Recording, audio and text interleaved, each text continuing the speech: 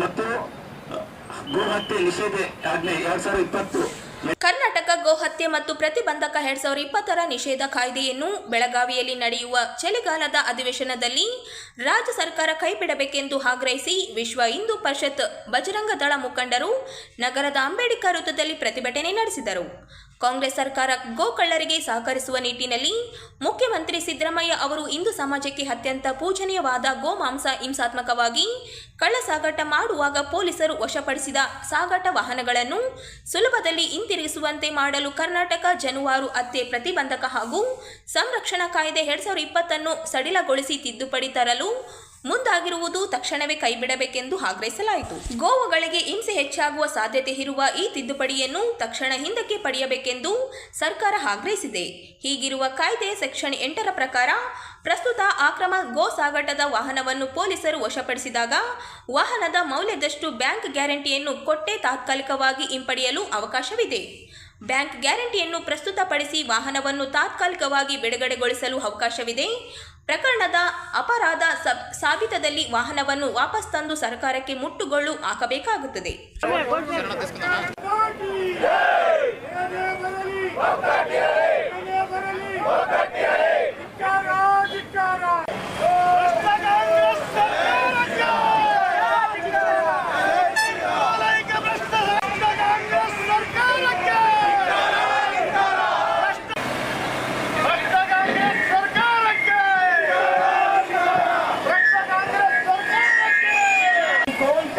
कौन करेंगे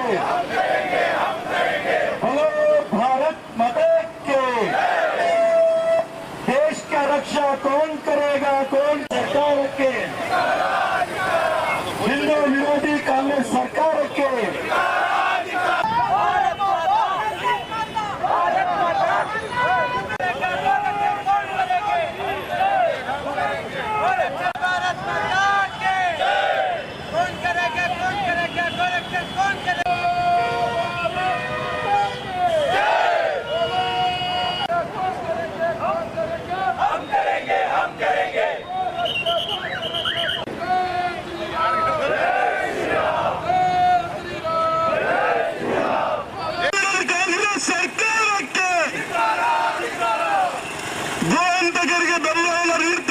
ಮುಸ್ಲಿಂ ಪ್ರೇರಿತ ಕಾಂಗ್ರೆಸ್ ಸರ್ಕಾರಕ್ಕೆ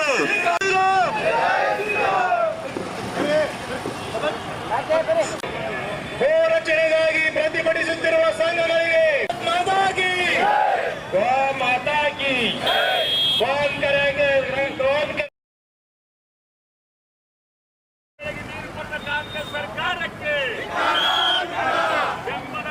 ಬೆಳಗಾವಿ ಅಧಿವೇಶನದಲ್ಲಿ ರೈತರ ಸಮಸ್ಯೆಗಳನ್ನು ಚರ್ಚಿಸಿ ಸೂಕ್ತ ಪರಿಹಾರ ನೀಡಬೇಕೆಂದು ಆಗ್ರಹಿಸಿ ಜೆಡಿಎಸ್ ಕಾರ್ಯಕರ್ತರು ನಗರದ ಅಂಬೇಡ್ಕರ್ ವೃತ್ತದಲ್ಲಿ ಪ್ರತಿಭಟನೆ ನಡೆಸಿದರು.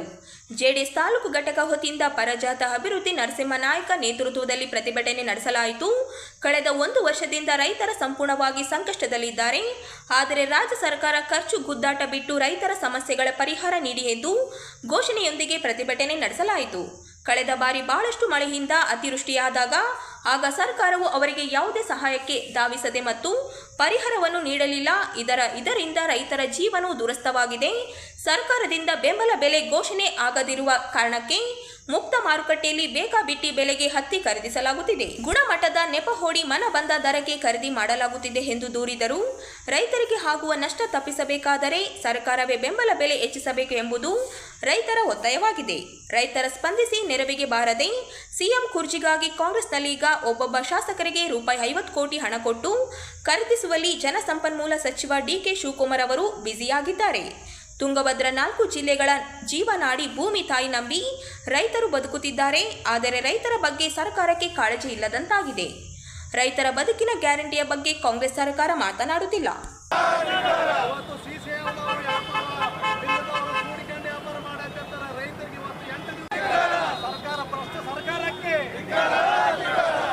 ರೈತರಿಗೆ ಬೆಂಬಲ ಬೆಲೆ ನೀಡದ ಕಾಂಗ್ರೆಸ್ ಸರ್ಕಾರಕ್ಕೆ ರೈತರಿಗೆ ಬೆಂಬಲ ಬೆಲೆ ನೀಡದ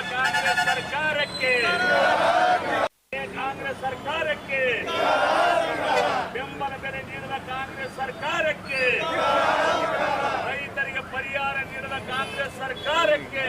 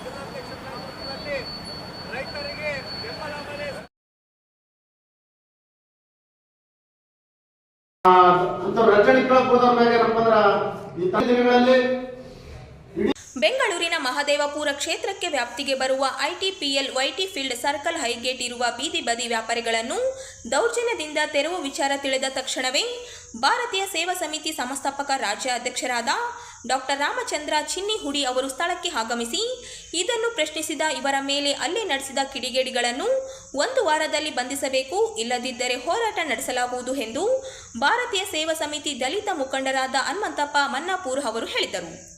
ಅವರಿಂದು ನಗರದ ಸುದ್ದಿಗಾರರೊಂದಿಗೆ ಮಾತನಾಡುತ್ತಾ ಬೀದಿ ಬದಿ ವ್ಯಾಪಾರಸ್ಥರು ಜೀವನೋಪಾಯಕ್ಕೆ ಸುಪ್ರೀಂ ಕೋರ್ಟ್ ಆದೇಶವಿದೆ, ಆದರೆ ಏಕಾಏಕಿ ಬೀದಿ ವ್ಯಾಪಾರಿಗಳ ತೆರವು ಕಾರ್ಯಾಚರಣೆ ನಡೆಸುತ್ತಿದೆ, ಇದರಿಂದ ಅವರ ಜೀವನೋಪಾಯ ಕಳೆದುಕೊಳ್ಳುವಂತೆ ಮಾಡುವುದು ಖಂಡನೀಯ ಎಂದರು. ರಕ್ಷಣೆಗಾಗಿ ಪ್ರತಿ ವರ್ಷ ಅವ್ರೇನಪ್ಪ ಇಲ್ಲೇ ಒಂದು ಸಮಸ್ಯೆ ಆದ್ರೂ ಕೂಡ ಅವ್ರಿಗೆ ರಕ್ಷಣೆ ಮಾಡುವಂತ ವ್ಯಕ್ತಿ, ಅವರ ಮೇಲೆ ಕೆಲವು ಗುಂಡಗಳನ್ನು ಚೂಬಿಟ್ಟು ಹಲ್ಲೆ ಮಾಡಿಸಿದ್ದಾರೆ. ಅದನ್ನು ನಾವು ಕಾಣಿಸ್ತೀವಿ. ಯಾಕಪ್ಪ ಅಂತಂದ್ರೆ ಕೆಲವೊಬ್ಬರು ಬಡಬಗ್ಗರು ಫುಟ್ಪಾತ್ ಮೇಲೆ ಕುಂತುಕೊಂಡು ತಮ್ಮ ಉಪಜೀವನ ಸಾಗಿಸಲು ಸಣ್ಣ ಪುಟ್ಟ ವ್ಯಾಪಾರ ಮಾಡಿ ಬದುಕುವಂತ ಜನರಿಗೆ ಅವ್ರ ಮೇಲೆ ದೌರ್ಜನ್ಯ ಮಾಡಿ ದಬ್ಬಾಳಿಕೆ ಮಾಡಿ ಮತ್ತೆ ಆ ಕಾರ್ಮಿಕರ ಅವರ ವ್ಯಾಪಾರಸ್ಥರನ್ನು ರಕ್ಷಣೆ ಮಾಡಬಹುದು ಅಂತ ರಾಮಚಂದ್ರ ಚಿನ್ನಿ ಅವರ ಮೇಲೆ ಏನಪ್ಪ ಅಂತಂದ್ರ ಮಾರಣಾಂತಿಕ ಹಲ್ಲೆ ಮಾಡಿದ್ದಾರೆ. ಇಲ್ಲಿವರೆಗೂ ಅವರನ್ನು ಬಂಧಿಸದಿರುವುದು ನಮ್ಮ ಕಾಂಗ್ರೆಸ್ ಸರ್ಕಾರಕ್ಕೆ ನಾವು ಧಿಕ್ಕಾರ ಹೇಳ್ಬೇಕಾಗ್ತದ.